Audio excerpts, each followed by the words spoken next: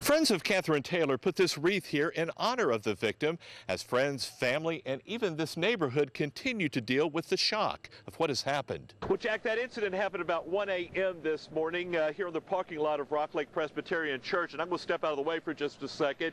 In this parking space over here, you'll see two orange marks. That's where the victim's car was pulled over. This van is parked outside our studios on 5th Avenue in Huntington. We need your help to fill it with non-perishable food items. And here's the reason why. The extreme heat and power outages from storms has put the Huntington Area Food Bank in dire straits. That's right, April. Marshall Bailey grew up in a rural part of Putnam County near the town of Poca. Friends and neighbors there are saddened and devastated by this tragedy. Well, if you're married, you hopefully remember your wedding day. I know I remember mine. And for an area couple, their wedding day will be one they won't soon forget. The department believes the move will help them reduce cost, improve response times, and possibly add some paid firefighters to the staff. That's right, April. Marshall Bailey grew up in a rural part of Putnam County near the town of Poca. Friends and neighbors there are saddened and devastated by this tragedy. So you've known him since he was inception. Barbara Smith knew Marshall Bailey all his life. She was like a second mother and remembers when Bailey decided he wanted a career in law enforcement, proud of the decision, yet she's still worried about him. Before that, every time I'd hear something happen in the county that he worked in, I'd think, oh no, I hope it's not Marshall. Not that I wanted anybody to be hurt, but he's just like my own son. He played with my sons, he hunted with my sons. He's just a wonderful person. I'm deeply, deeply hurt. Felt like somebody kicked me in the gut. That's how Poca High School principal Vic Donaldson described being told of the shooting death of Marshall Bailey. Donaldson coached Bailey in the mid-1980s when Bailey played basketball, describing him as a well-mannered, good student. Yes, sir, no, sir type of kid. Came from a good family. Just it definitely hits home. Bailey is also being remembered as a person dedicated to whatever he did.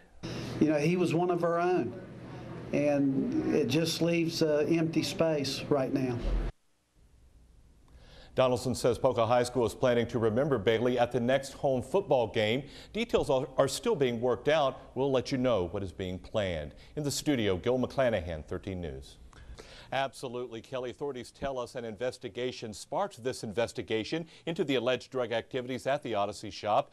And now they say a major player in the synthetic drug trade in Putnam County is in police custody, accused of selling prescription drugs and synthetic marijuana. No, what do you sell here? We sell records and guitars. You can go in and have liquor on if you like. Jessica Statton of Winfield is an employee at the Odyssey shop. She's being charged with delivery of a controlled substance as law enforcement finds synthetic marijuana and guns inside the business. Are you selling synthetic marijuana out of there? No, sir. Well, then why are the police here? I don't know. Ask the police. David Bowen is the owner of the business and is also being charged with delivery of a controlled substance. Synthetic marijuana, you selling that here? No, sir. Well, then how come the police found it here? Investigators say an informant made numerous undercover buys inside the business for the past 6 months. Adding Bowen and the business are a major part of Putnam County's synthetic drug trade, specifically among young people.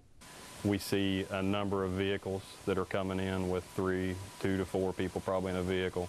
One person going in the shop, in there for just a short amount of time, coming back out of the shop with nothing in their hands.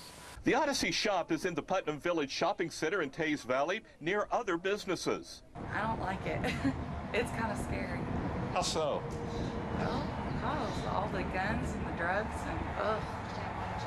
Yeah, we have a lot of children that come into our business. So sometimes it masks what they're doing, if you see what I'm saying, if you got the normal traffic coming in and out.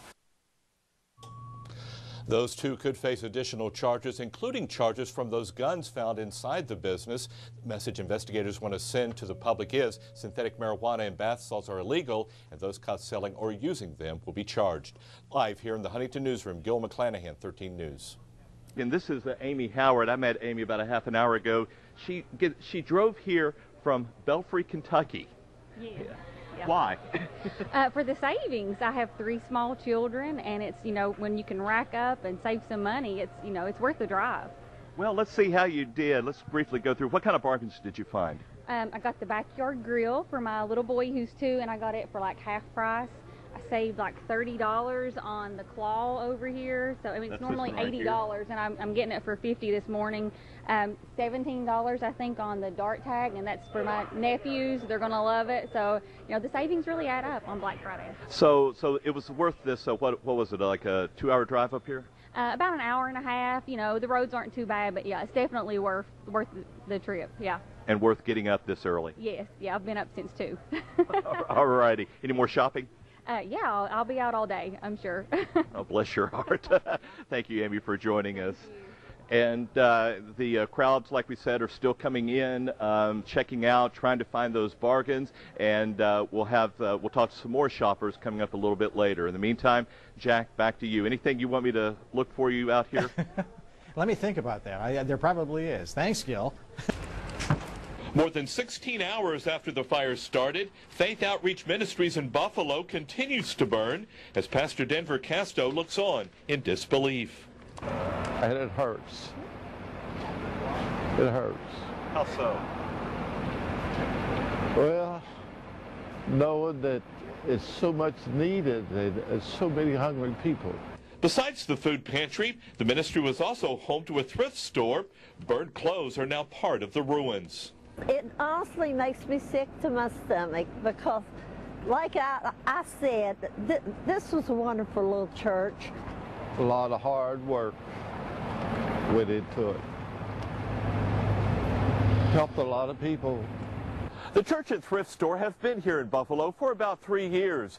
During that time, they have helped literally thousands, not only here in Putnam County, but in surrounding counties as well.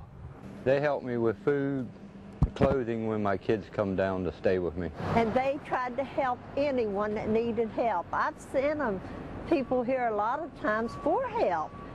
Firefighters say the blaze appears to have started in the back part of the building.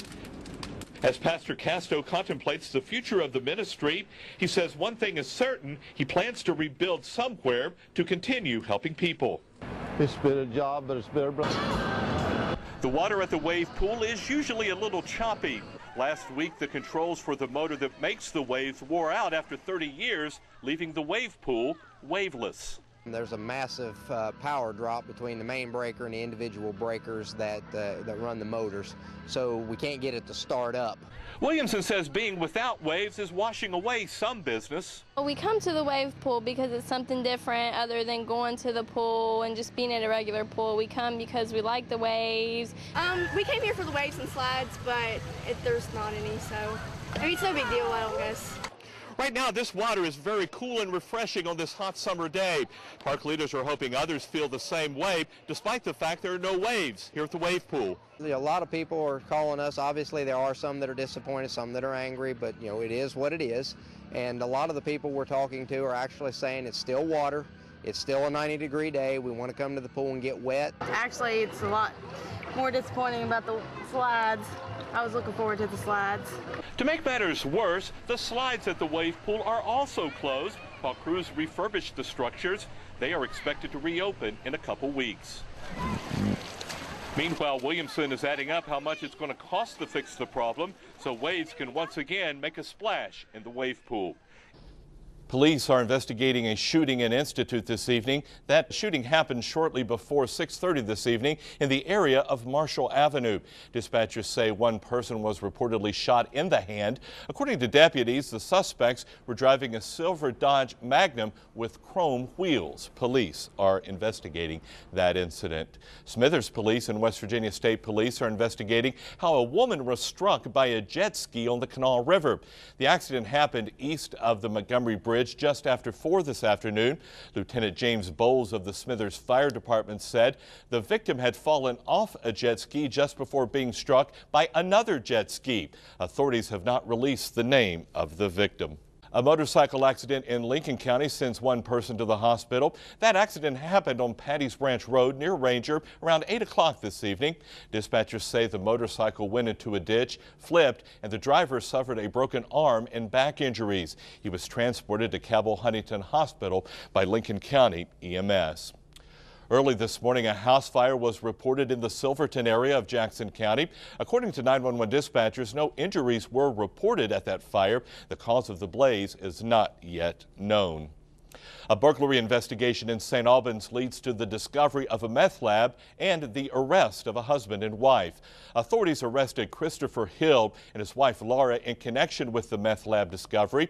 Investigators say they went to the couple's residence on Circle Street to follow up on leads from a burglary investigation. While there, they smelled meth and found the makings of a meth lab. More charges may be forthcoming against other individuals in this case. One of 3 men who escaped from the Huntington Work Release Center last week was captured last night. Cabell County Sheriff Tom McComas says 25-year-old David Pop was apprehended in the Bluefield area by a task force in southern West Virginia. Pop will be charged with escape and transferred back to Huntington. Another escapee, David Knight, was captured on Wednesday. A third escapee, DeJuan Jones, is still on the run.